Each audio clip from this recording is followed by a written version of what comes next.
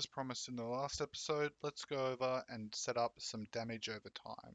So instead of doing a collision, instead we're going to use a trigger stay for this sort of thing. So let's go create C# script, and we call this capital DOT, short for damage over time. Perfect. And now let's open damage over time. Like damaging objects, we're going to need a reference to our game manager. So let's change up let's start, and then we're going to need a few more variables for this. We're going to need a serializer field. We call this. We're going to use a float. We call this tick rate. We need we don't want a float. We want an int damage amount. I think that's all we're going to need for now. Let's start writing the code. So instead of void update, we're going to go, we're going to need a float for time.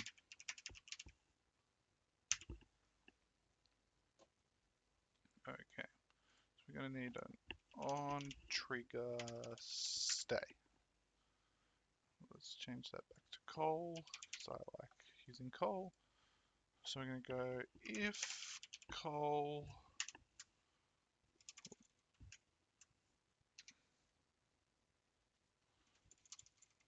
dot tag equals player. So like before, I'm going to check if the tag matches the player's tag. So if other objects for some reason get in this trigger, it's not going to start damaging the player. So then we're going to say time plus equals time dot delta time, and then we're going to do another if time is not less than, time is greater than tick rate,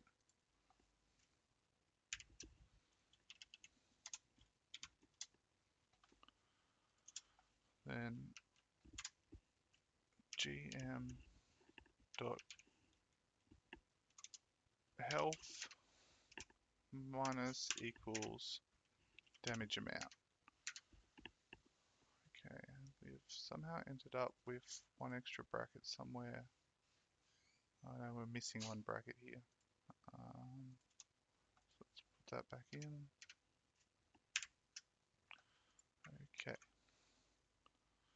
So now while the player's in, the time will increase, and when that time increases above the tick rate, then we'll take damage. But this will endlessly make us take damage unless we go time equals 0 in here. So we reset our time to 0, and also we want our on trigger exit that sets time to 0 again.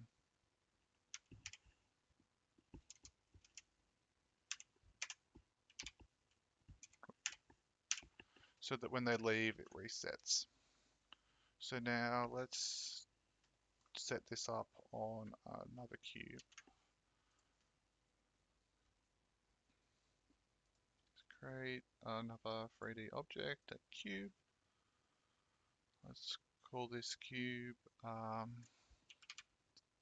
dot cube. Let's attach dot to it. Let's make the tick rate 0.2, the damage amount 5. Now let's make it like 10. And then time did not need to be serializable. So we don't want to be changing our time in the inspector. So let's remove that line so it doesn't show up. So we're just seeing our tick rate and our damage amount. Let's make the box collider a trigger, and then create a material. Let's make this one like green because it makes me think of acid. call this material um,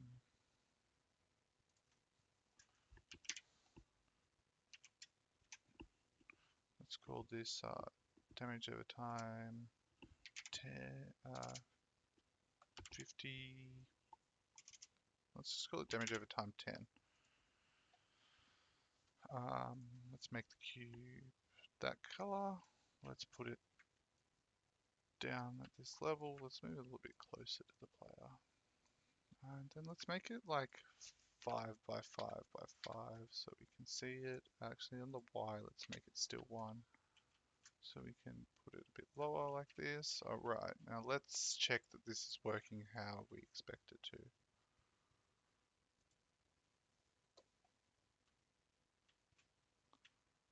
So while we're in it, we're ticking each 2 seconds and then we die. Sorry, each 0.2 seconds, not each 2 seconds.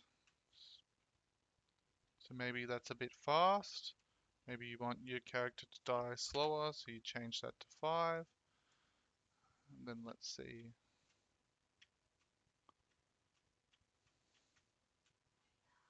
It's a bit half the speed. Depends on what you want it to be in your game. But that's the basic setup for a damage over time area. So now we have our damage over time areas. We have our single damage. So we could also do things like shoot this single damage at the player instead of having it stationary and destroy. We could throw it at the player, that cube, and then this one insta kills us. So we have 3 basic setups for ways we can make the player take damage. So we probably can start designing some basic levels. There's a few more things we'd need if we want to put enemies in, but if we're just going to do some obstacles to get started, we'll go through that next. See you in the next video.